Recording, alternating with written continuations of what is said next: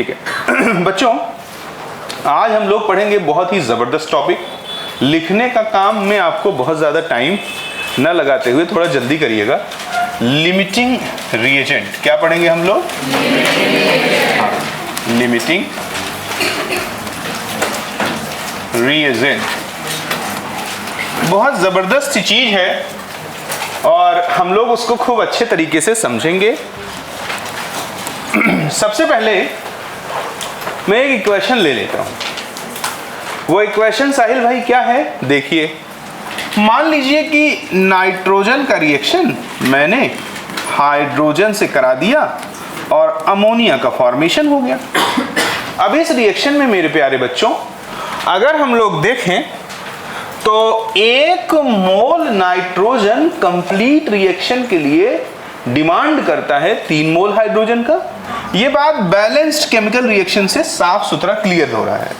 Nitrogen के सामने कितना लिखा है? 1 और मेरे बच्चों हाइड्रोजन के सामने 3। इट प्रूव दैट कि 1 mole nitrogen for the complete reaction demands 3 mole of hydrogen. अब जरा देखना आपको पीछे के लेक्चर में मैंने बताया कि मोल होता है amount of substance in gram divided by molar. अगर मुझे मोल पता है और मास चाहिए तो मैं मोलर मास से क्रॉस मल्टीप्लाई कर दूंगा। मोल इनटू मोलर मास, ये किसके बराबर हो जाएगा? अमाउंट ऑफ सब्सटेंस इन ग्राम। अब जरा देखें बच्चों, इसका 1 मोल का मतलब कि नाइट्रोजन का 28, रिपीट मत करें, बोले मत, जब मैं पूछूंगा तब बोलिएगा। 28 ग्राम मौजूद है और 3 मोल हाइड्रोजन का मतलब है कि ये 3 इंटू 2, क्योंकि हाइड्रोजन का मोलर मास कितना होता है? 2। 3 इंटू 2 यानी कि 6 ग्राम मौजूद है। ध्यान पूर्वक सुने और रिपीट ना करें। हम अगर यहां गौर से देखें तो 1 मोल नाइट्रोजन कंप्लीट रिएक्शन के लिए डिमांड करता है 3 मोल ऑफ हाइड्रोजन का, यानी कि 28 ग्राम नाइट्रोजन कंप्लीट रिएक्शन के लिए मांगता है 6 ग्राम हाइड्रोजन। अब अगर हमारे पास 6 ग्राम हाइड्रोजन न हो, सपोज करो कि हाइड्रोजन हमारे पास सिर्फ 4 ग्राम हो, तो ये रिएक्शन क्या कंप्लीट हो पाएगी? क्या पूरा का पूरा 28 ग्राम कंज्यूम हो पाएगा? क्योंकि पूरे के पूरे 28 ग्राम को कंज्यूम करने के लिए हाइड्रोजन कितना लगता था? 6, जबकि है कितना? 4। इसका मतलब पूरा का पूरा नाइट्रोजन कंज्यूम नहीं हुआ। तो hydrogen is a limiting reagent. Hydrogen ने रिएक्शन को बीच में ही रोक दिया। एक रिएक्टेंट के बचे रहते हुए हाइड्रोजन ने रिएक्शन को बीच में ही रोक दिया, क्योंकि हाइड्रोजन क्या हो गया? खत्म हो गया। अमोनिया के बनने के लिए सिर्फ नाइट्रोजन जिम्मेदार नहीं है, नाइट्रोजन के साथ साथ हाइड्रोजन भी जिम्मेदार है, और नाइट्रोजन और हाइड्रोजन का कंबाइंड प्रोडक्ट अमोनिया है। अगर हाइड्रोजन बीच में खत्म हो गया तो अमोनिया का बनना रुक जाएगा। Is that clear? तो यहां से पता लगा कि that reactant which is present in the lesser amount as required by the balanced chemical reaction is called limiting reagent। Note कर दीजिएगा, ये रिएक्शन लिख दीजिए, जैसे मैंने किया है वैसे कर दें।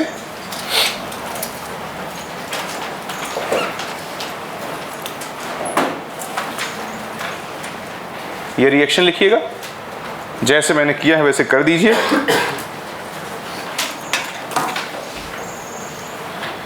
और लिखिएगा कि that reactant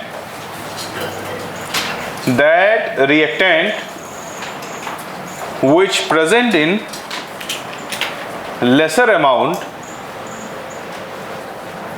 as required by the balanced chemical reaction, that reactant which present in lesser amount as required by balanced chemical reaction is called limiting reagent is called limiting reagent. इतना लिखा आपने? हाँ सर।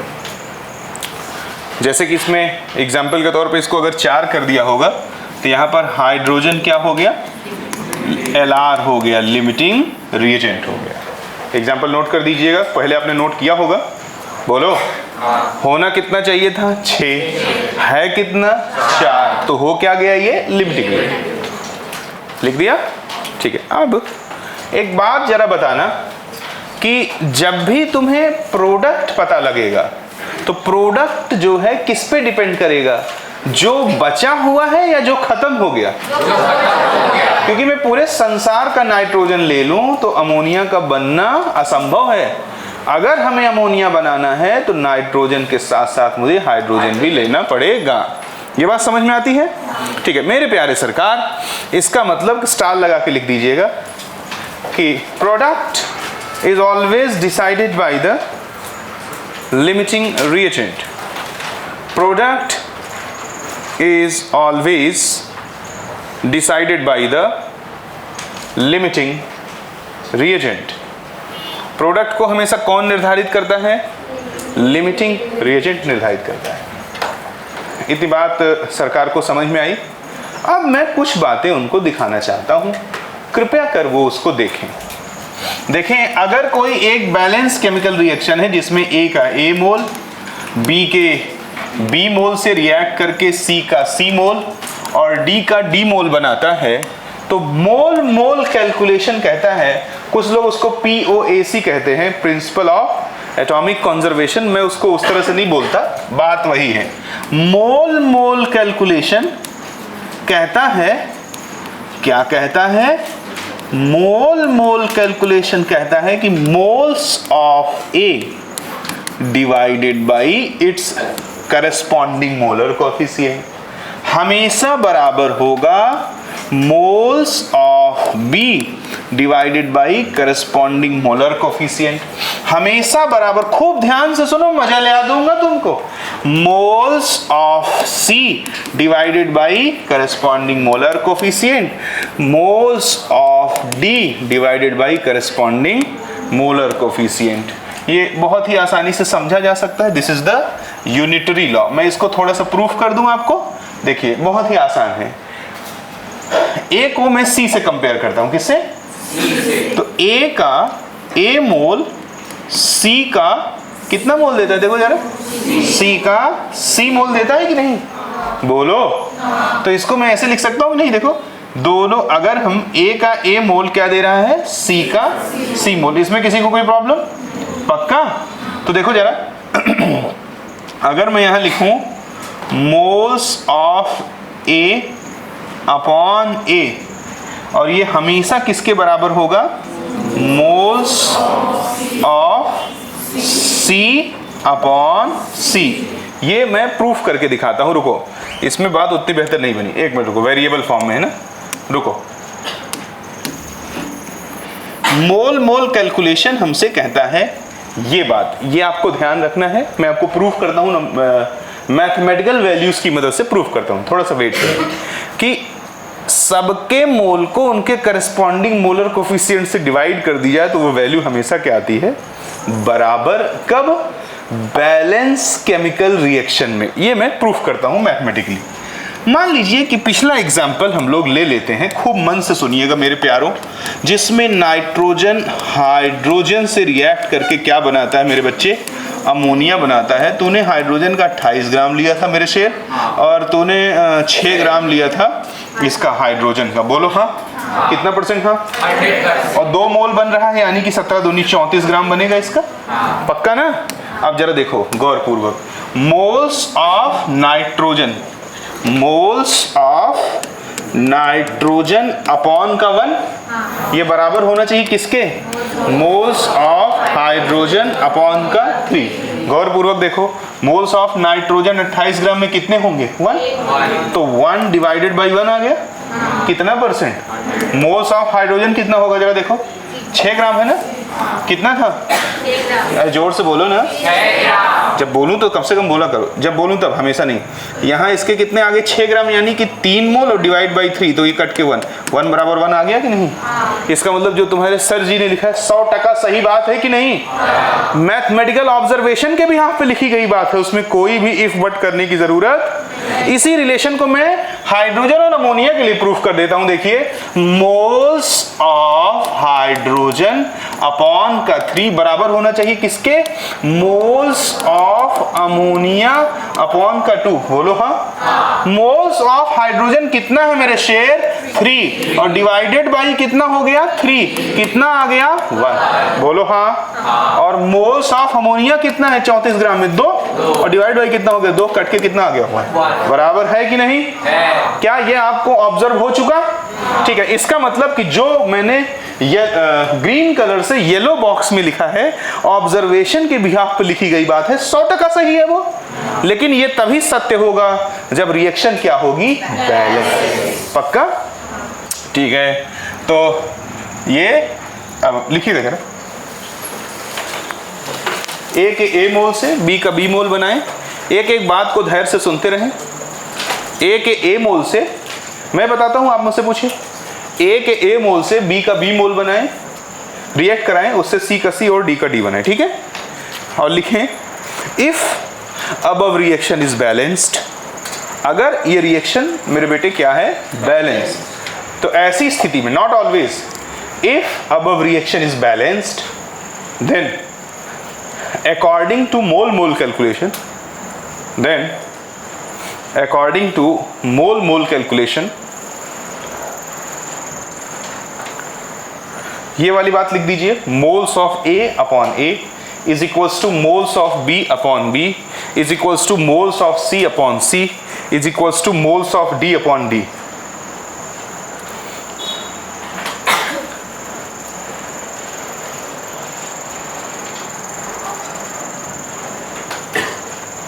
ऐसा कौन कहता है? मोल calculation.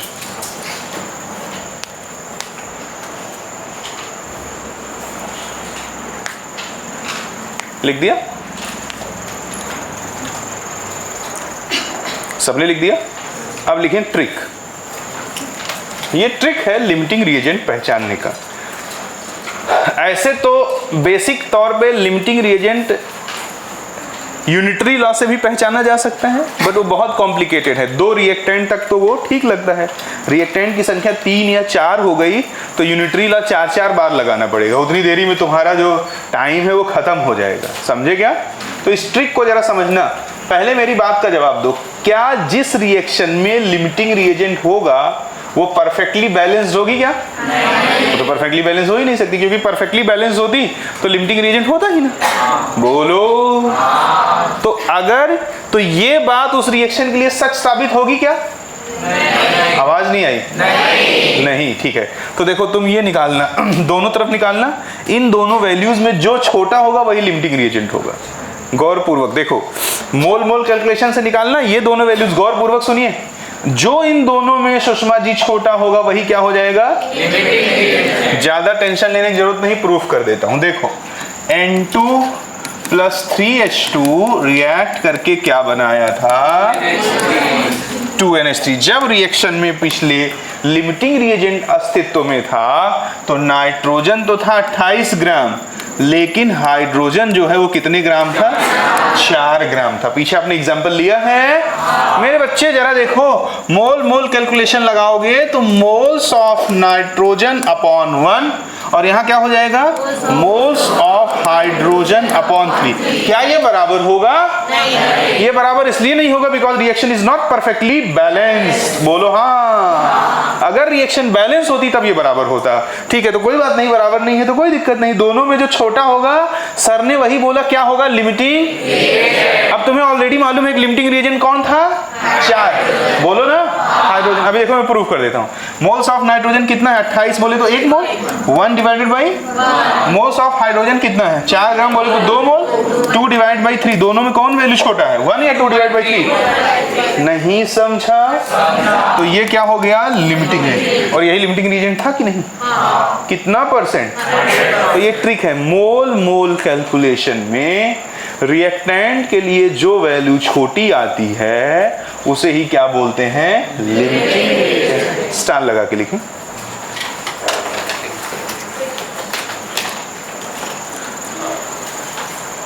In mole calculation, the smaller value for the reactant, in mole calculation, the smaller value for the reactant is always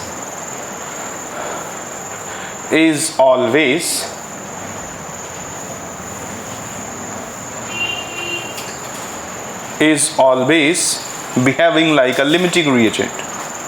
Is always behaving like a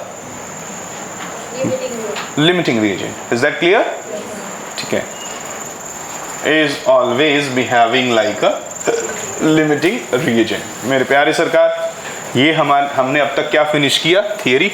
बोलो अब हम चलते हैं, जो ताकत है वो क्या है, क्वेश्चन। खूब धैर्य पूर्वक एक एक बात शुरू करें और आपको क्लास में ही लिखना है, ठीक है। आज मैं नोट्स नहीं चेक कर पाया आप लोगों का, ऐसा मैं मान के रखा हूँ कि आपने पढ़ा होगा। बोलिए, देखो फुल फोकस्ड रहो, और जब बोलूँ आपको कि बोलना है तभी बोलना है, हमेशा नहीं बोलना है। ध्यान से देख मेरे बेटे, बहुत बारीक चीज़ है, बहुत मज़ा आने वाला है। देखो सुषमा कहता है, इसमें मिक्सअप क्वेश्चन है, मोल कैलकुलेशन और लिमिटिंग रीजन दोनों के। बहुत अच्छे क्वेश्चंस निकाले मैंने। देखिए, if 10 gram of silver react with 1 gram of sulphur. देखिए मेरे बच्चे, सिल्वर है, रिएक्ट कर रहा है सल्फर से, और कह रहा है the amount of Ag2S formed, और ये क्या बना रहा है, Ag2S बना रहा है, ठीक है। और सबका एटॉमिक वेट वगैरह भी दिया हुआ है। मेरे प्यारे सरकार, सिल्वर का वजन कितना दिया है, 10 ग्राम, और सल्फर का कितना दिया है, 1 ग्राम, और ये कितना बनेगा ये पूछ रहा है। तो फट से तुमने एक पॉइंट पीछे लिखा है कि amount of product is always decided by the amount of product is always decided by the amount of product is always decided by the limiting reagent. So our target is to identify limiting reagent. First mole calculation लगा दो, moles of silver upon 1, क्योंकि इसके सामने क्या लिखा है, नहीं 1 नहीं 2 लिखो, क्योंकि बैलेंस करना है ना। ये देखो इधर 2 मोल है ना सिल्वर, तो यहाँ क्या आ जाएगा, अपॉन में 2। नहीं समझा ये बात, ठीक है। Upon moles of sulphur upon, ठीक है। अब जरा देखो, सिल्वर का मोल मास दिया है, मोल चाहिए, मेथड 3 लगा दो, क्या लगा दो, method 1। Amount of substance in gram कितना है, 10 divided by its molar mass, और अपॉन में ये 2 आ जाएगा, यानी कि आ गया 5/108। सॉल्व करने की जरूरत नहीं है। इधर देखो, और दूसरी तरफ moles of sulphur, amount of substance in gram, जो कि कितना है, 1। नजर ऊपर रखें, और डिवाइडेड बाय मोलर मास, जो कि कितना है, 32/1, यानी 1/30।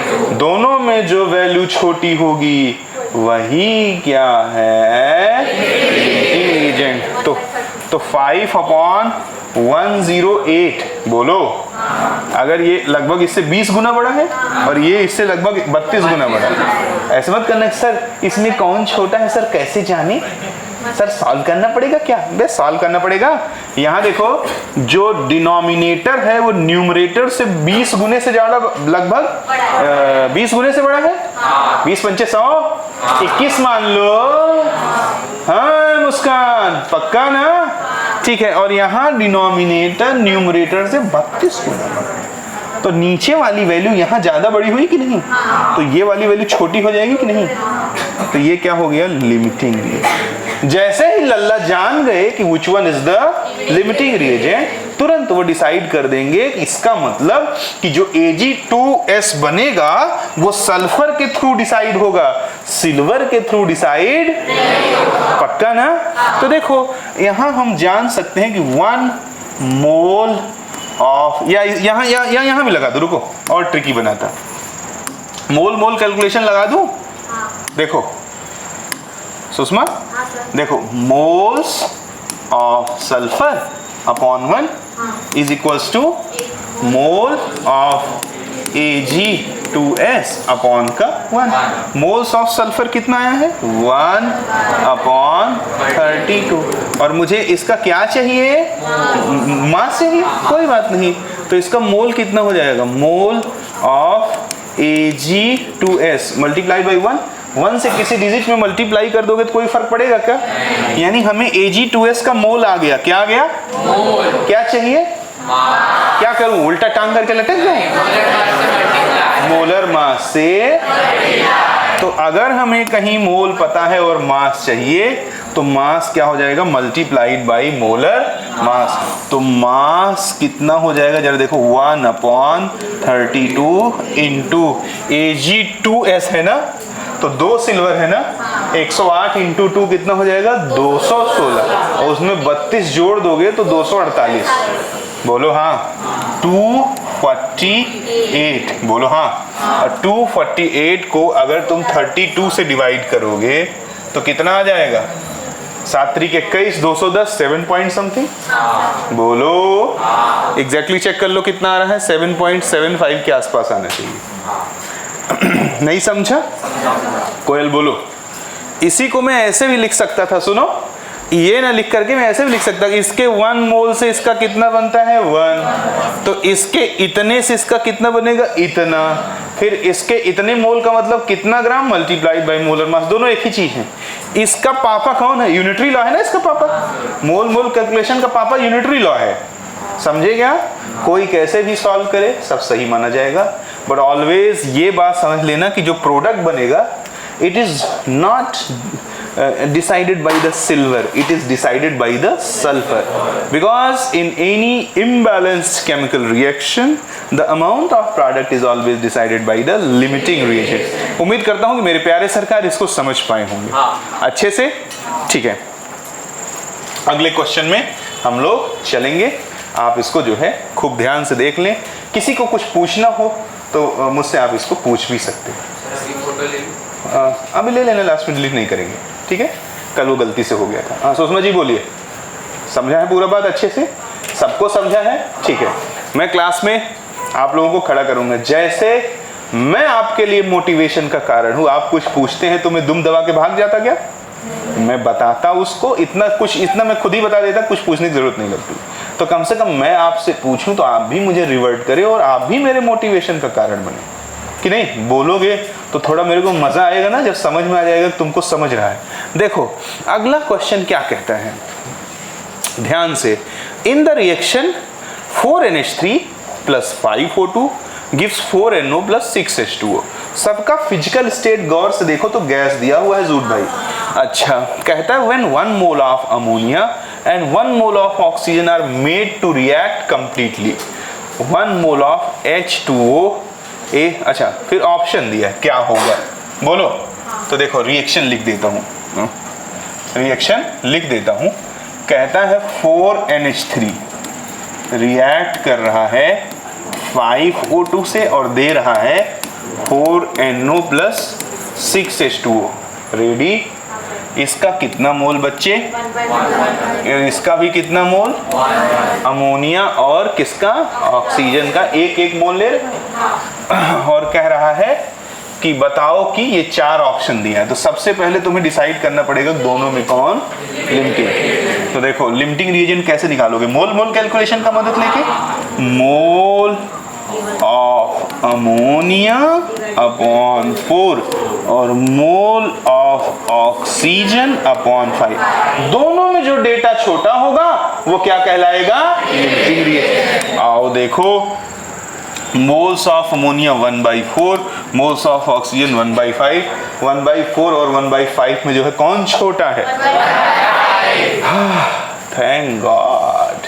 ठीक है, 1/5, ठीक है। अगर 1/5 छोटा है तो ये क्या हो गया, means product is decided by the oxygen not by the ammonia. बोलो हाँ। अब हमको क्या पूछ रहा है, देखो 1 mole of water is produce, तो रुको देखता हूं, वाटर और ऑक्सीजन में संबंध बनाओ। देखो moles of O2 upon 5 is equals two moles of H2O upon का 6। इसका कितना मोल है 1, तो ये क्रॉस मल्टीप्लाई कर दोगे 6, तो मोल्स ऑफ वाटर कितना आ गए मोल्स, यानी 1 मोल ऑक्सीजन से 6/5 मोल कौन बनेगा वाटर। जबकि इसमें कितना कह रहा है, तो गलत बात है, गलत बात कर रहा है नहीं कर रहा है, तो पहला ऑप्शन क्या हो गया गलत। आगे कह रहा है 1 मोल ऑफ NO, चलो NO के साथ रिलेशन बना दो, moles of O2 upon 5 is equals to mole of NO upon 2। ये कितना 1, तो क्रॉस मल्टीप्लाई करोगे तो 4/5 आएगा, तो मोल्स ऑफ NO कितना आ जाएगा 4/5 आ जाएगा। कितना आ जाएगा 4, जबकि दिया कितना है 1, ये भी गलत हो गया। कह रहा है all the oxygen will be consumed, yes limiting reagent is always consumed in the reaction, ये तो सच बात हुआ। अगले का all the ammonia, ammonia is not a limiting, that's why it will remain in the reacting system. नहीं समझा? Do you have any cross question? Anyone? ठीक है, नेक्स्ट आगे कहता है एकदम सावधान, सिल्वर, चुप बिल्कुल चुप, ये सिल्वर कार्बोनेट है, बड़ा हरामी है, पूछो कैसे? कैल्शियम के कार्बोनेट को बाबू हीट करते हैं तो कैल्शियम ऑक्साइड और कार्बन डाइऑक्साइड बन जाता। मैग्नीशियम के कार्बोनेट को बाबू हीट करते हैं तो मैग्नीशियम का ऑक्साइड और कार्बन डाइऑक्साइड बन जाता है। लेकिन सिल्वर के कार्बोनेट को हीट करते हैं, एनीवन कोई बताएगा क्या बन जाता है? क्या बन जाता है?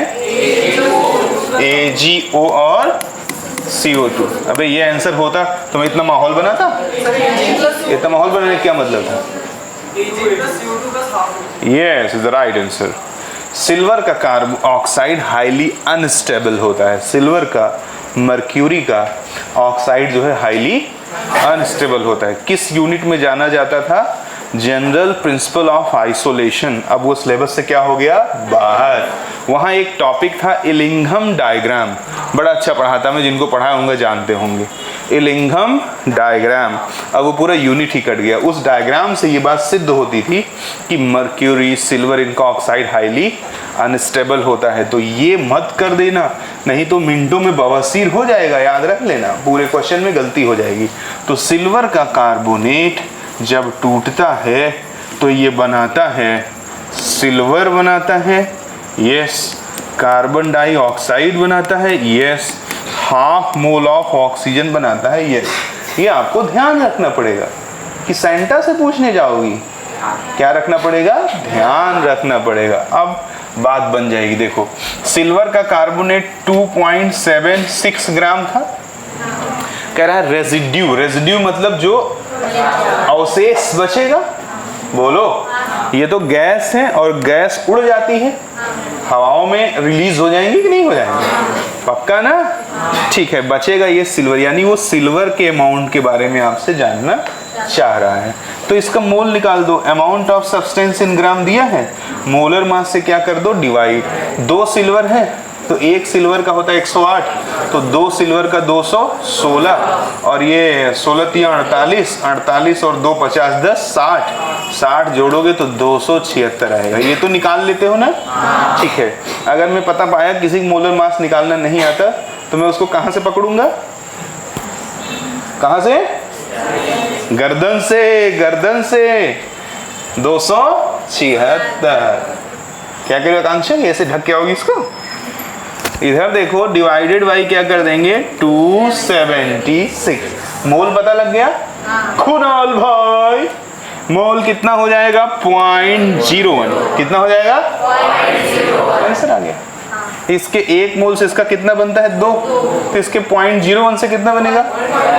ये बात मोल मोल कैलकुलेशन से भी जानी जा सकती है, डायरेक्ट भी जानी जा सकती है। अब इतने तो स्मार्ट बनो ना। तो इसके 0.01 से इसका कितना बनेगा? 0.02। 1 से बनता है 2, जितना होगा ये उतना डबल होगा ये, बोलो हाँ। दिक्कत समझा? तो 0.01 से कितना बन जाएगा 0.02 मोल। मुझे इसका वजन चाहिए, मोल मालूम है, मास चाहिए, तो क्या कर दूं? तो मास क्या हो जाएगा 0.02 मल्टीप्लाइड बाई 108, कितना हो गया? कितना? 2 8 16, 1 और 2 1 के 2, 2.16. Is it given? That's why this is the right answer. इस क्वेश्चन में एक राज था और वो राज है कि सिल्वर का ऑक्साइड नहीं बनता। एक और राज बता दूं? पक्का सुनोगे? रुको चेक करूंगा तब बताऊंगा। चलो भाई खड़ी हो जाओ। कौन से मॉलिक्यूल में फ्लोरीन का ऑक्सीडेशन नंबर +1 होता है? फ्लोरीन का ऑक्सीडेशन नंबर +1 होता है। HF आगे बताया हूं कि नहीं? बैठो। नो HFO3 HFO में, किसमें? HFO में बोलो। HFO3 बनता ही नहीं, इससे मारूंगा भड़ाक से। ऑक्सीजन फ्लोरीन अपने ऑक्टेट को एक्सपैंड नहीं कर सकता due to absence of empty orbital. बोलो हाँ। तो मेरे बताने क्या मतलब, जब तुम याद ही नहीं रखोगे तो किसमें होता है? किसमें होता है? पक्का ना? अबे बदमाश क्वेश्चन है ये, किसी के ऊपर बम्बार्ड कर दोगे तो बेचारा परेशान हो जाएगा। एनसीईआरटी में लिखा हुआ है, एनसीईआरटी की बात है ये, मैं जबरदस्ती आपको नहीं दे रहा। HFO3 मत कहो, नहीं तो दिल टूट जाएगा मेरा, क्योंकि फ्लोरीन कभी भी अपने ऑक्टेट का एक्सपेंशन नहीं कर सकता है, बिकॉज इसके पास कोई एम्प्टी ऑर्बिटल नहीं रहता। किसी को ऐसा नहीं लग रहा है कि मैं मंगल ग्रह पे पहुंच गई हूं और ये आदमी एलियन जैसा है, न जाने क्या क्या बातें कर रहा है? ऐसा लग रहा है? ठीक है, धीरे धीरे जिंदगी अच्छी हो जाएगी, घबराओ मत। अब देखो एक बात और बताना चाहता हूं, इसलिए इतनी बातें बोल रहा हूं। सोडियम का जो कार्बोनेट होता है ना, बहुत बदमाश होता है, हाईली टेम्परेचर रेजिस्टेंट होता है। हीट करते जाओ टूटता ही नहीं हजारों डिग्री सेंटीग्रेड तक। तो जैसे तुमको 4 कार्बोनेट दे देगा, ठंडा करके दिमाग सुनना, इनऑर्गेनिक केमिस्ट्री कितनी सड़ी है तो एहसास कर चुके होगे ना, पढ़ाऊंगा तो अच्छा लगेगा। 4 ऑप्शन दे देगा, पूछेगा कि इनमें से कौन सा कार्बोनेट हीट करने पे टूटता नहीं है। तो जब मालूम नहीं रहेगा तो अक्कड़ बक्कड़ बम्बे बोल खेलना पड़ेगा कि नहीं? तो which, because it is completely information. पक्का ना? तो कौन सा कार्बोनेट हाईली टेम्परेचर रेजिस्टिव होता है? सोडियम का कार्बोनेट। कौन सा कार्बोनेट टूटने पर मेटल ऑक्साइड नहीं बनाता है? सिल्वर का कार्बोनेट। ये 2 बातें उम्मीद करता हूं कि भैया मेरे याद रखेंगे। और तीसरी बात भैया मेरे ये भी याद रखेंगे कि किस मॉलिक्यूल में फ्लोरीन का ऑक्सीडेशन नंबर +1 होता है। समझे क्या? ठीक है, अब बच्चों आगे चलता हूं, अगला क्वेश्चन देखता हूं।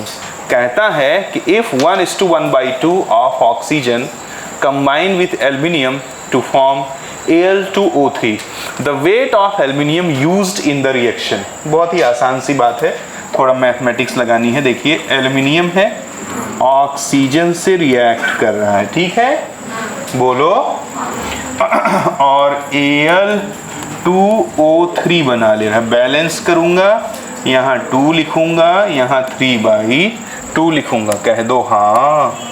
1:1/2 को 2 1 के 2 3/2 लिख सकता हूं ना, यानी तुम्हें एड़ा बना रहा है। 3/2 मोल ऑफ ऑक्सीजन कंप्लीट रिएक्शन के लिए कितने मोल एल्यूमिनियम की डिमांड करेगा? 2 मोल एल्यूमिनियम को मतलब कितने ग्राम? नहीं समझे, आवाज नहीं आई, फिर से देख लो। If 1:1/2 of oxygen combined with, यहाँ मोल होना चाहिए, 1:1/2 mole of oxygen combined with aluminium.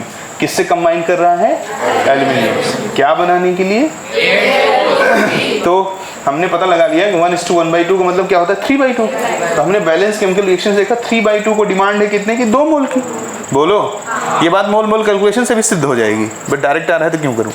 कितना जाएगा? 2 मोल एल्यूमिनियम का मास नहीं जानते? मोल दिया है, मास चाहिए, क्या करूं? 27 मोलर मास होता है, दिया भी है, तो 27 से 2 में मल्टीप्लाई करना है बेटा, ठीक है। अगला क्वेश्चन देखें, कहता है इफ 0.50 मोल ऑफ BaCl2, क्या लिया है? BaCl2 लिया है, इज मिक्स्ड विथ Na2PO4, और ये क्या बना दे रहा है? Ba3PO4 का होल ट्वाइस बना दे रहा है। बैलेंस करोगे कि नहीं करोगे? यहाँ 3 से मल्टीप्लाई कर देना, यहाँ 2 से मल्टीप्लाई कर देना, साथ साथ में तुम्हारे NaCl निकल जाएगा। कुछ गड़बड़ तो नहीं किया मैंने?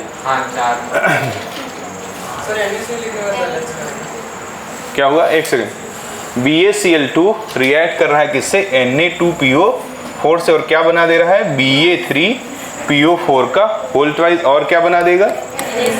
NaCl बना देगा। बोलो हाँ। अब हम इसको अगर बैलेंस करना चाहें तो बहुत ही आसानी से क्या कर देंगे? इसको बैलेंस कर देंगे। बोलो अगर हम लोग इसका 3 है ना, यहाँ 3 लिख दें। बोलो हाँ। तो 3 2 क्या हो जाएगा? 6। बोलो, यानी यहाँ 6 लिख दें, और अगर यहाँ 6 लिखे तो अपने को 6 मोल चाहिए, यानी कि यहाँ 3 कर देंगे तो ये इम्बैलेंस हो जाएगा। बोलो, कोई बात नहीं।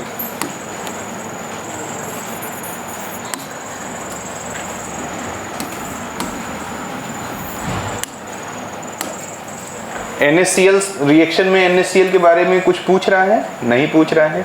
देखिए, ये रहा BaCl2, ये रहा Na2PO का 4, और ये क्या बना देगा साथ में? और क्या बना देगा? NaCl बना देगा। ठीक है, हमको इसको अब क्या कर देना है? बैलेंस कर देना है। तो अगर हम लोग इधर मान लीजिए कि ये 6 करना है ना, यानी कि NaCl और BaCl2 है, ये थ्राइस है। अगर हमने इसको 3 लिया, कितना लिया? तो ये फट से 6 हो जा रहा है, और इसको हम लोग यहाँ क्या ले दें? 6। बोलो, तो हमको इसको कितना लेना पड़ेगा?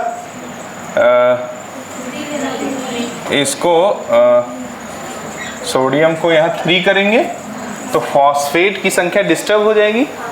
फॉस्फेट वहाँ 3 है और यहाँ कितना आया? 2 ही आया। बोलो,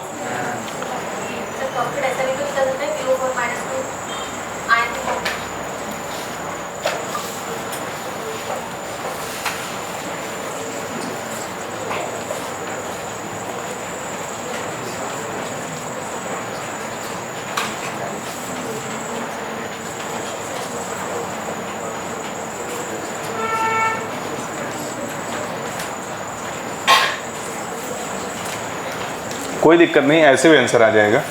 आंसर पहले ले आ देता हूँ। देखो, BaCl2 है, बोलो हाँ, और साथ में क्या है? Na2PO4 है, बोलो हाँ, और वो हमसे Ba3PO4 के होल ट्वाइस की डिमांड कर रहा है।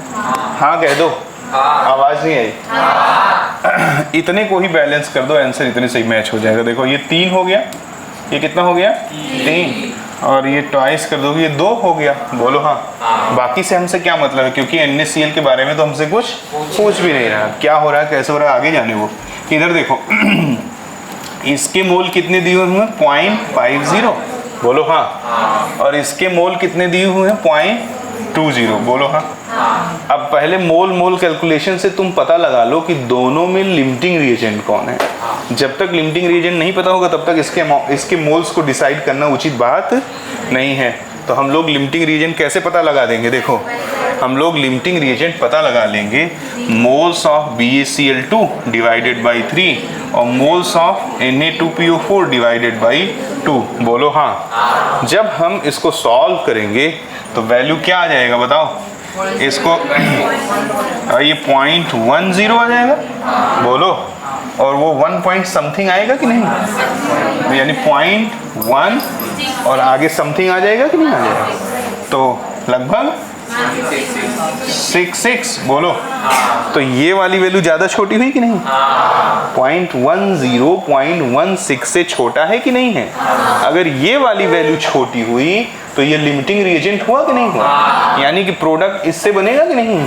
तो इसके 2 मोल से इसका कितना बनता है, पक्का ना। इसके इतने से इसका कितना बनेगा, अबे आधा ना, 2 का 1 क्या है, तो 0.20 का आधा क्या हो जाएगा, द राइट आंसर।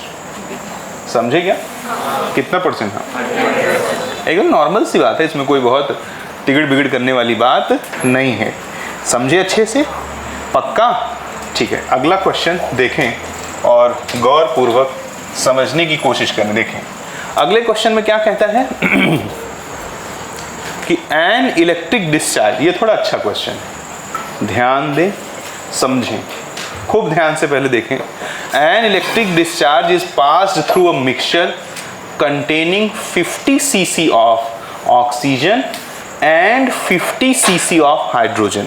ठीक है, सीसी मतलब क्यूबिक सेंटीमीटर। एक कंटेनर है, इस कंटेनर में 50 क्यूबिक सेंटीमीटर भरा हुआ है, कौन, ऑक्सीजन भरा हुआ है, और यहाँ लिखना चाहिए था 50, कोई बात नहीं।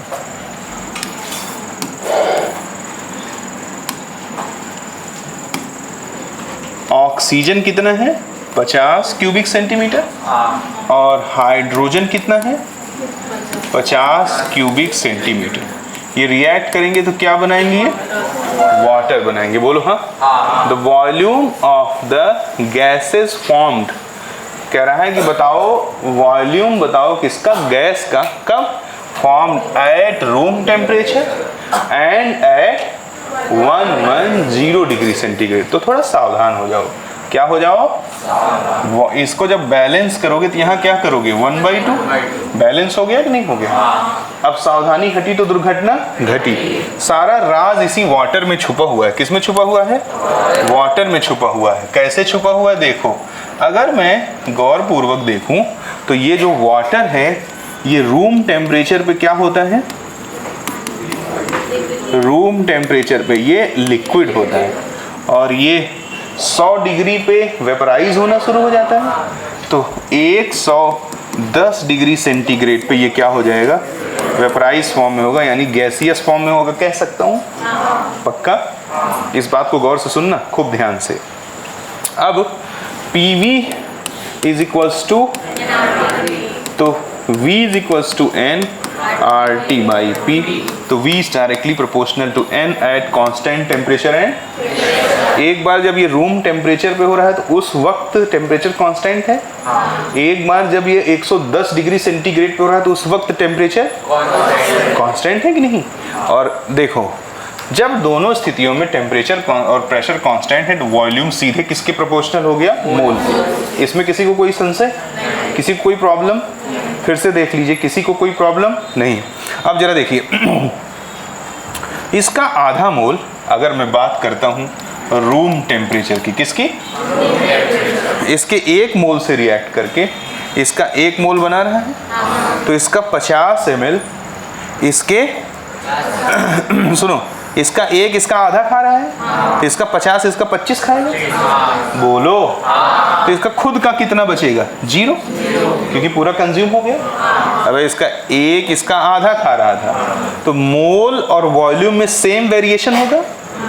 अरे ये देखो ना, तो इसका 50 ml इसका कितना खाएगा, इसका आधा, 50 का आधा कितना होता है, 75, कितना 25, तो इसका 50 इसका 25 खाएगा, तो इसका बचेगा कितना, हाँ 50 तो बचेगा कितना, 25, पक्का ना। और इसके 1 से इसका 1 बनता है, तो इसका 50 और इसका 25 मिलके इसका कितना बना देगा, 50, बोलो हाँ। लेकिन वो जरा देखो क्या होगा, पानी, पानी होगा कि नहीं, यानी कि जो गैस है वो कितने ml है, 25 ml, हाँ या ना, और वो कौन है, ऑक्सीजन, और वो कब है,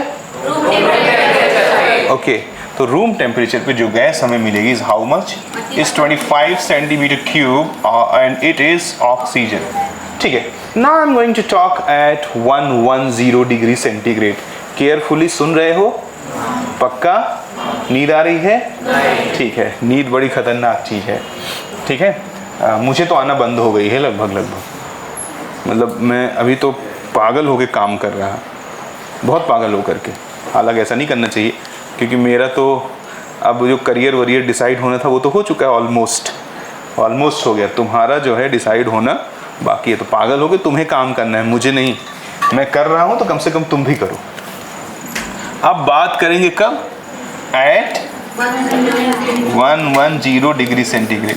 पीछे से आवाज आ रही है क्या मुझे कि मेरा भी करियर डिसाइड हो गया, शादी करूंगा मैं? समझे सर? काम नहीं करूंगा। इधर देखो, जैसे 110 डिग्री सेंटीग्रेड करोगे तो ये 50 ml किस में कन्वर्ट हो जाएगा? तो फिर टोटल गैस कितना हो जाएगा? 75। कितना? 75। रोना आ रहा है इसको देख के? बहुत अच्छा क्वेश्चन है। तो 50 और प्लस 25, ये 75 cc हो जाएगा। उम्मीद करता हूँ मेरे प्यारों को ये बात समझ में आई होगी। Tricky question. कौन है? हाँ, बट यहाँ तुम्हें इससे मतलब नहीं है कौन लिमिटिंग रिएजेंट है। यहाँ तुम्हें ये जानना जरूरी है कि रूम टेम्परेचर, वो पूछ रहा है गैस, तो रूम टेम्परेचर पे पानी अगर गैस होता तो हम लोग पीते क्या? कुछ पी पाते? कहते हाँ सर शराब पिया करते। फिर अगर शराब से कितना पी के चल पाओगे? पानी ले चाहिए कि नहीं? खाने के लिए, पीने के लिए, धुलने के लिए, हाथ वगैरह पानी लगता है कि नहीं लगता है? लगता है। ठीक है, तो उम्मीद करता हूँ आप इसको समझ में आए हैं, समझ गए होंगे। क्लियर है ना सबको? ठीक है, आगे चलेंगे और अगला क्वेश्चन देखेंगे। Question number 8। क्वेश्चन नंबर 8 क्या कह रहा है? खूब सावधान हो जाओ, इसी क्वेश्चन का मुझे इंतजार था, आ गया ये। बहुत अच्छा क्वेश्चन है। कैसा क्वेश्चन है? बहुत अच्छा। पहले रिलैक्स हो जाओ और ये फील कर लो कि सब्जेक्ट तुमका आवत है। अब जरा देखो क्या कहता है। The following process has been used to obtain iodine from oil field brines in California. Bogus बात है, ठीक है। कहता है NaI से AgNO3 को पहले रिएक्ट किया जाता है और AgI और NaNO3 बन जाता है। कोई बात नहीं, कोई नहीं। AgNO3 और क्या बन जाता है? NaNO3 हो जाता है। 2 मोल AgI फिर आयरन से रिएक्ट करता है, क्या बना देता है? FeI2 और क्या बना देता है? और लास्ट में 2 मोल FeI2 रिएक्ट करता है 3 मोल क्लोरीन से और क्या बना देता है? 2 मोल FeCl3 और 2 मोल I2। यानी कि इस प्रोसेस का यूज होता है क्या बनाने के लिए? आयोडीन। ये देखो आयोडीन बनाने के लिए। बोलो हाँ। स्टेप 3 का लास्ट प्रोडक्ट आयोडीन है कि नहीं? इधर आ जाओ। स्टेप 3 का लास्ट प्रोडक्ट आयोडीन है कि नहीं? अब देखो स्टेप 3 को स्टेप 1 से रिलेट करेगा। मेरे को तो क्वेश्चन याद है। कहता है how many gram of AgNO3? AgNO3 belongs to step 1। बोलो हाँ। How many gram of AgNO3 are required in the first step for the every 254 kilogram of iodine? प्रति 254 किलोग्राम आयोडीन, 254 किलोग्राम आयोडीन बनाने के लिए कितना लगता है AgNO3? यही हमसे क्या पूछ रहा है क्वेश्चन। समझे कि नहीं? बहुत कठिन है, कुछ भी दम नहीं है इसमें। देखो मैं सॉल्व करता हूँ। सबसे पहले आयोडीन का मोलर मास होता है 128। कितना होता है? 128। तो I2 का कितना हो जाएगा? 256। यानी डेटा डिविजिबल दिया है, टेंशन लेने की जरूरत नहीं है। मैथमेटिकली वो तुमको परेशान करने की इच्छा नहीं रखता। इधर देखो बेटा, इधर ध्यान से। अगर मैं स्टेप 3 में मोल कैलकुलेशन लगाऊं तो तुम थोड़ा सा दिमाग से देखो। तो आयोडीन को मैं FeI2 से रिलेट कर सकता हूं। किससे? तो तुम पूछ सकते हो सर आपने Cl2 से क्यों नहीं किया? क्योंकि ऊपर वाले स्टेप में ससुरो Cl2 नहीं, कौन है? FeI। एक बार FeI2 पता लग गया तो AgI पता लगा लूंगा, एक बार AgI पता लग गया तो AgNO3 पता लगा लूंगा। नहीं समझा? पक्का ना? तो देखो, नहीं समझा? जैसे ही मैं यहाँ मोल मोल कैलकुलेशन से 254 किलोग्राम आयोडीन बनाने के लिए कितना FeI2 लगता है पता लगा लूँगा, बस आंसर आ गया। क्योंकि फिर FeI2 से AgI पे अप्रोच कर लूँगा, फिर AgI से AgNO3 पे। देखो कैसे करना। स्टेप 1 में मोल मोल कैलकुलेशन लगाऊंगा। Mole of I2 divided by 2 is equals to mole of FeI2 divided by 2। बोलो पेंसिल। 2 से 2 पक्का ना? ठीक है, अब जरा देखो moles of I2 amount of substance in gram 254 है ना, किलोग्राम में है, मल्टीप्लाइड बाई 1000। बोलो हाँ। डिवाइडेड बाई आयोडीन का मोलर मास 254 ही होता है, ये जानना पड़ेगा आपको। 128 होता है उसका मोलर मास, 128 256 होगा ना, 127 होता होगा। फिर आयोडीन का molar mass I think it's 127। समझे कि नहीं समझे? बोलो। ये कट जाएगा तो कितने आ गए इसके मोल? 2 भाई, सॉरी इधर 1 हो गया, इधर कितने आ गए? 1000 मोल। कितने आ गए? तो ये किसके बराबर हो जाएगा? Moles of FeI2। बात बनी? मोल्स ऑफ FeI2 कितना है? इसका मतलब ये पता लग गया, अगर इसका 254 किलोग्राम चाहिए तो इसका 1000 मोल लगेगा। बोलो, चक्कर आ गया? अब स्टेप 2 में आ जाओ, इधर देखो, फिर मोल मोल लगाओ। मोल्स ऑफ AgI अपॉन 2 ये बराबर होगा किसके? मोल्स ऑफ FeI2 बोलो अपॉन का 1। कोई मुझसे पूछे सर आपने FeI2 के Fe से क्यों नहीं रिलेट किया? अभी मेरे को क्या चाहिए? पहले स्टेप में कहीं Fe है? मैं उसी से रिलेट करूंगा जिससे मेरा टारगेट कंप्लीट हो, उससे थोड़ी रिलेट करूंगा जिससे मेरा क्वेश्चन गलत हो जाए। समझे क्या? ये एक स्टेप आगे आपको देखना पड़ेगा दिमाग की आंखों से।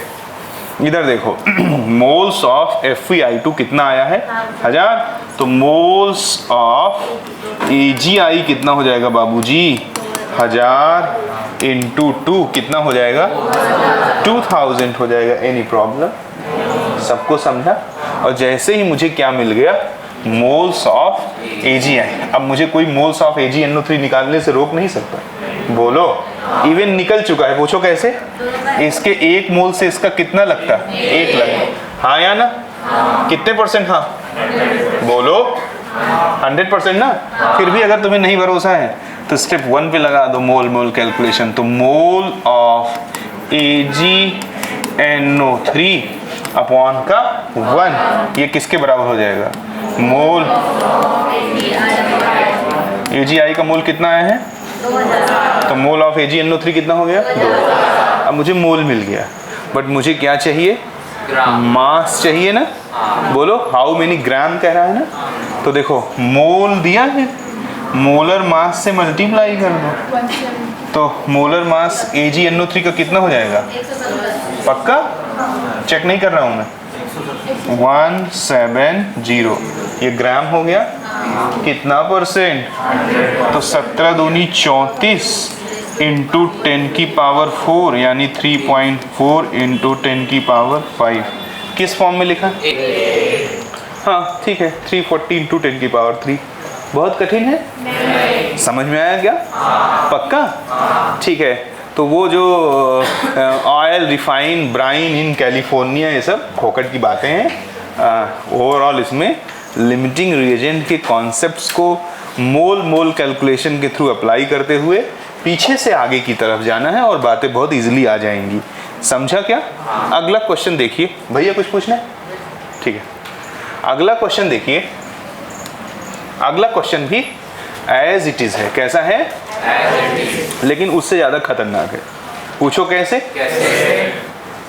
देखो कैसे। बच्चों स्टेप 1 में हमको दे रहा है MX2 से रिएक्ट करके क्या बना दे रहा है। स्टेप 2 में दे रहा है कि MX2 जो है वो किससे रिएक्ट कर रहा है? X2 से, और क्या बना दे रहा है? M3X8 है वो कि गैस है? M3X8 बना दे रहा है। फिर आगे M3X8 N2CO3 से रिएक्ट करके क्या बना दे रहा है, NX CO2 और M3O4 बना दे रहा है। बोलो हाँ, दहाड़ के बोलो हाँ, और दहाड़ के। अब देखो फिर से देखना, कहता है हाउ मच मेटल, क्या कह रहा है, how much metal is consumed, यानी स्टेप 1 की बात कर रहा है। अब देखो ना, जो पूछेगा एकदम स्टेप लास्ट में होगा। To produce 206 gram of NX, NX का कितना बनाने के लिए, 206 ग्राम बनाने के लिए। बताओ पहले स्टेप को लास्ट स्टेप से रिलेट कर दिया कि नहीं। अब देखो तुम हड़बड़ कर दोगे, वो गलत हो जाएगा। पूछो क्यों? इस ससुरा तीसरा रिएक्शन बैलेंस नहीं किया है। जरा सा जल्दी में ये बात बच्चे से स्किप हुई हो जाती है, मेरे को इतना अनुभव इतने साल में। तीसरा वाला जो रिएक्शन देखो इम्बैलेंस्ड है। अगर यहाँ पे देखा जाए तो M3X8 है, यहाँ पे M3 है, इट्स ओके, बट यहाँ पे नाइट्रोजन कितना है, 2, यहाँ पे पक्का ना, और यहाँ पर अगर ऑक्सीजन की बात की जाए तो 3 है, और यहाँ पे कितना है, 2। बोलो हैलोजन वहाँ कितना है, 8, और यहाँ पे कितना है, 1। तो जैसे ही तुमने मोल कोएफिशिएंट ठोक दिया, पूरा का पूरा आंसर जो है तबाह हो जाएगा और गलत हो जाएगा। समझे क्या? तो जब भी तुम्हें कई स्टेप्स में क्वेश्चन दिए हों तो बारीकी से चेक करोगे कि रिएक्शन बैलेंस्ड है या नहीं। नहीं है तो हम कोई एड़े हैं क्या, हम बैलेंस कर देंगे। देखो यहाँ 8 कर दिए, 8 लिखते ही हैलोजन का खेल, नाइट्रोजन का खेल शुरू। नाइट्रोजन 8 है तो यहाँ कितना कर दूंगा, 4 लिखते ही कार्बन का खेल शुरू, तो यहाँ भी 4 लिख दूंगा। बोलो हाँ। अब ऑक्सीजन देखो 4 3 12, 4 दूनी 8, 4 12, एवरीथिंग इज नाउ बैलेंस्ड। बोलो हाँ, कितना परसेंट हाँ, क्या बनाना है, क्या 206 ग्राम NX। तो रुको, NX को किससे रिलेट करूं, NX को M3X8। क्यों? क्योंकि ऊपर के स्टेप में वो कॉमन है। ताली बजा दीजिए इनके लिए, क्योंकि ऊपर के स्टेप में वही कॉमन। ध्यान से सुन रही है, ये लक्षण है सिलेक्शन का इनके अंदर। देखो तो मैं ऐसे लिख सकता हूं, स्टेप 3 में mole of NX divided by 8 is equals to mole of M3X8 divided by 1। इसके कितने ग्राम है, 206। Amount of substance is given in gram, method 1 is used. Divided by molar mass, halogen का कितना दिया, 80, N का कितना दिया है, 23। 80 और 30 103 हो जाएगा, यानी तुम्हारे ऊपर एग्जामिनर रहम कर रहा है। डिवाइडेड बाई 8, और ये क्या हो गया, मोल ऑफ M3X8। बोलो इसको 2 बार जाएगा, 1/4 हो जाएगा। अब इसमें रोना मत रे। तो ये क्या हो गया, मोल ऑफ M3X8 कितना %? ठीक है, आगे जरा देखो। अब हम लोग क्या निकालेंगे, M3X8 से आगे पता लगा दूंगा MX2 के बारे में। किसके बारे में? तो देखो यहीं लगा देता हूं। देखो मोल ऑफ MX2 अपॉन का 3, ये किसके बराबर है, बोलो, बोल के बताओ, चलो बोलो। मोल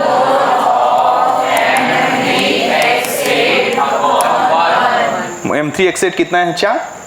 बोलो तो मोल ऑफ MX2 कितना हो जाएगा, MX2 हो जाएगा, ये 3 इधर चला जाएगा, तो 3/4। नहीं समझा? क्योंकि ये कितना आया है, 1/4 आया है ना। कहाँ आया है ये देखो, अरे समझ तो रहा ना। तो 1/4 इंटू 3 कर दोगे तो कितना आ जाएगा, 3। पक्का? अब तो बस हम एक स्टेप दूर हैं, उस स्टेप तक आसानी से क्या करेंगे, पहुंच जाएंगे। तो इतने में लगा देता हूं। बोलो हाँ। अब जरा देखो, मोल ऑफ MX2, वैसे तो साफ साफ दिख रहा है कि दोनों बराबर हैं, लेकिन फिर भी मैं टीचर हूं तो लिख देता हूं। टीचर के लिए तो भैया अपॉन 1, और मोल ऑफ M अपॉन 1। तो मोल ऑफ MX2 कितना आया है, कितना, is equals to mole of m। बोलो, किसी का मोल मालूम है, मास चाहिए, क्या करूं? तो 3/4 इंटू m का मोलर मास कितना दिया है? कितना? 56। तो 4 1 के 4 और 4 चौको 16 और 16 दिया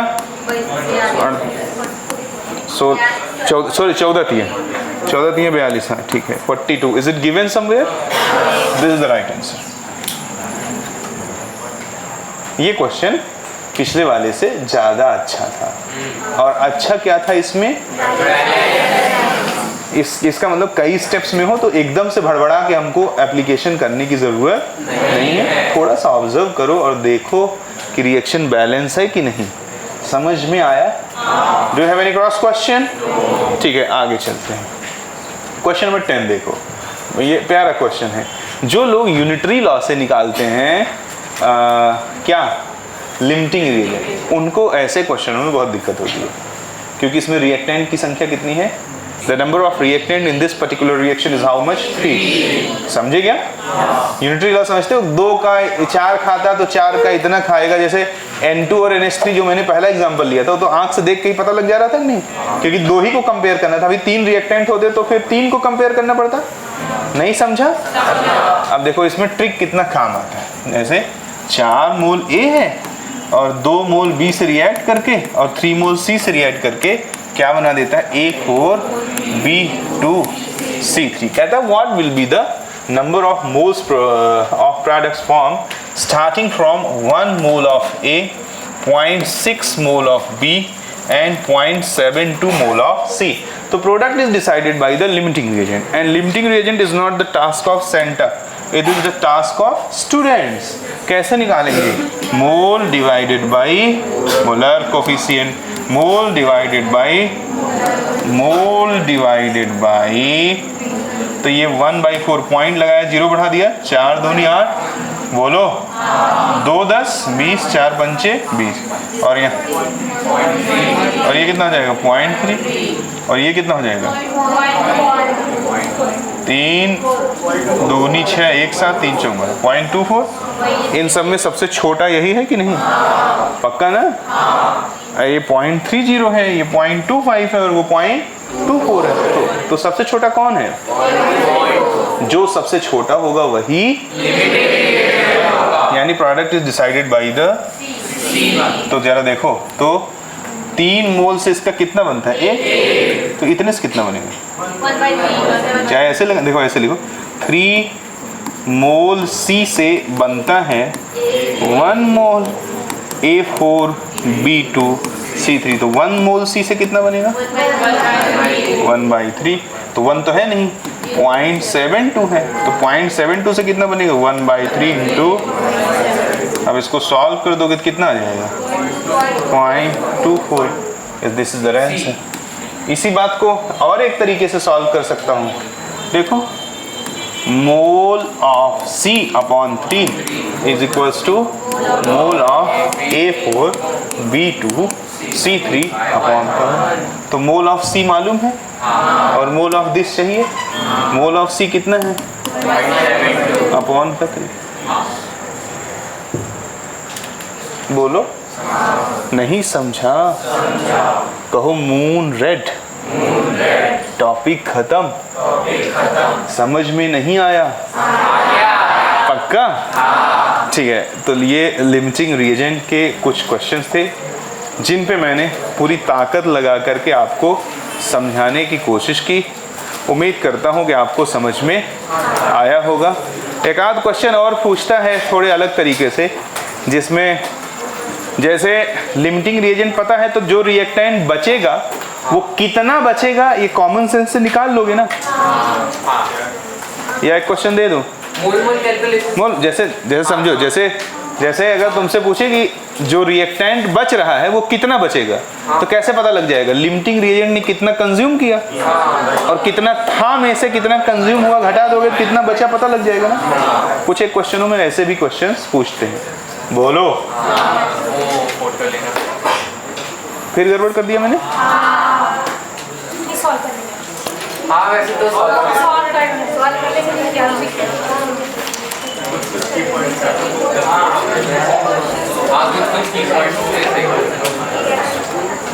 वीडियो में आ जाएगी। वीडियो में हाँ वीडियो तो मैं अभी अपलोड कर दूंगा, बट ये बवासीर कैसे हो जा रहा है यार, इम्परफेक्शन का पार्ट है, नहीं करना चाहिए। कोई बात नहीं, कल से ध्यान रखेंगे। सुनो, नोट्स दिखाओ सब लोग।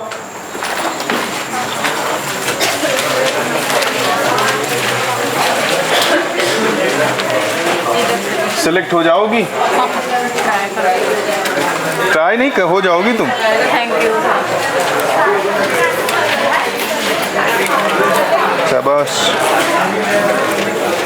ओ नामा। पूरा कंप्लीट कर दिया। Good, very good. सर मैं कल सेंड टू कल। अच्छा, कल का लेक्चर कल। तो मैं भेज दूंगा। मिला लेक्चर मिला, कॉल कर लिया करो, बता दिया करो। तबीयत खराब रही, ऑनलाइन चला देंगे, रिकॉर्ड कर देंगे। आज तो सब लोगों ने कर दिया, तुम तो कई दिन एब्सेंट थी, अभी ठीक हो? ए लड़कों, सालो तुम तक ना आऊं तो ही ठीक है, किए हो ना पक्का? मैं 2 क्वेश्चन नहीं बने आओ बता देता। सर यूट्यूब पे लेक्चर देखो भाई लोग